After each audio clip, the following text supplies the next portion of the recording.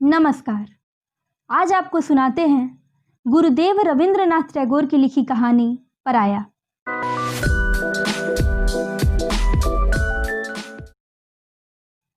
बालकों के सरदार फटिक चक्रवर्ती के मन में शरारतें जन्म लेती रहती थीं।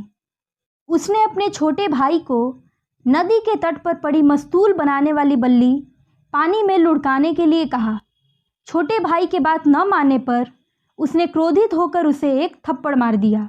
उसी समय बाहर की एक नाव घाट पर आकर लगी।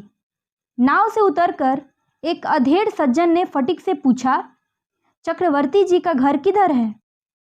फटिक ने घास चबाते हुए कहा, वो रहा उधर। परंतु उसने किधर बताया था, ये समझने की शक्ति किसी में नहीं थी।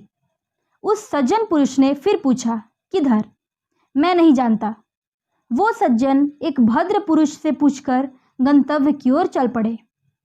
फटिक जैसे ही घर पहुंचा, उसकी मां ने उसे डांटते हुए कहा, तूने आज फिर माखन को मारा? नहीं, मैंने उसे नहीं मारा है। उसी समय पूर्वोक्त अधेड़ सज्जन ने घर में प्रवेश करते हुए कहा, तुम सब लोग ये क्या कर रहे हो? फटिक की मां आश्चर्य और आनंद में सराबोर होकर बोली, अरे भैया, तुम कब आए? विश्वंभर बाबू बहुत दिनों बाद अपनी बहन से मिलने आए थे। कुछ दिन बहुत आनंद में बीते। फटिक की शरारतों को देखकर उसके मामा ने उसे अपने साथ ले जाने का प्रस्ताव रखा। इस प्रस्ताव को सुनकर विधवा प्रसन्न हो उठी। कलकत्ता जाने से पूर्व फटिक ने प्रसन्नतापूर्वक अपनी सभी वस्तुएं माखन को दे दी। कलकत्ता पहुंचकर वो आदरपूर्वक अपनी मामी से मिला।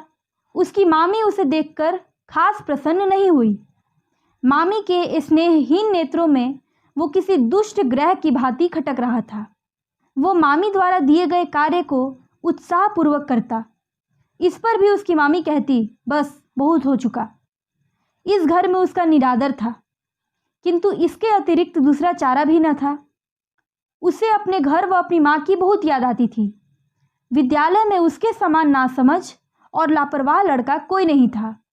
किसी बात के पूछे जाने पर वो मुंह बनाए चुपचाप खड़ा रहता। पिटाई खा कर भी वो किसी बात का उत्तर न देता। खेल कूद के समय वो खिड़की के सहारे खड़ा होकर दूर के मकानों की छतों को देखता। उसे अपनी माँ और अपना भाई बहुत याद आते थे। एक दिन साहस करके उसने अपने मामा से पूछा, मामा, अब मैं माँ के पास कब जाऊंगा? मामा ने उत्तर दिया, विद्यालय की छुट्टी होने पर जा सकोगे। कार्तिक मास में पूजा की छुट्टियां होंगी, परंतु अभी उसमें देर है। फिर एक दिन फटिक की पाठ्य पुस्तक विद्यालय में कहीं खो गई। एक तो उसने पहले से ही कुछ नहीं पढ़ रखा था, दूसरे अब वो पुस्तक खो जाने से और लाचार हो गया। विद्यालय में उसके ममेरे भाई उससे संबंध स्वीकार करने में लज्जा का अनुभव करते थे। एक दिन उसने अपराधी की भांति अपनी मामी से पुस्तक खोने की बात कही। मामी व्यंग से बोली, मैं तुम्हें बार बार पुस्तक खरीद कर नहीं दे सकती। उसे लगा यहाँ रहकर वो पराया पैसा नष्ट कर रहा है। मन ही मन उसे अपनी माँ पर गर्व हुआ। एक दिन उसे बहुत तेज ज्वर हो गया। उसे लगा कि उसकी मामी इसे एक अनावश्यक कष्ट के रूप में देखेंगी। बीमारी की हालत में उसकी माँ के अतिरिक्त कौन उसकी देखभाल करेगा? ये सोचकर वो पैदल ही अपनी माँ के पास जाने के लिए निकल पड़ा। अगले दिन सुबह उसे घर में न पाकर उसके मामा ने उसे चारों तरफ ढूंढा, पुलिस का सहारा लिया। पहले दिन से ही मूसलाधार बारिश हो रही थी। पुलिस के द्वारा उसे घर लाया गया। बुरी तरह भीग जाने के कारण उसकी दशा और बिगड़ गई थी। उसकी मामी ने कहा, इसे इसके घर भेज दो। फटिक रोते हुए बोला, वहीं तो जा रहा था। बालक का ज्वर तेज हो रहा था। डॉक्टर ने कहा, रोगी की दशा चिंताजनक है। फटिक उसी अचेत अवस्था में प्रलाप करता हुआ बोला, माँ, मुझे मत मारो, मैंने अपराध नहीं किया है। इसी प्रकार एक सप्ताह बीत गया। विश्वंभर बाबू उसके मन की दशा समझकर उसके कान के पास मुंह लाकर बोले, फटिक, मैंने तेरी माँ को लाने के लिए एक आदमी भेज दिया है।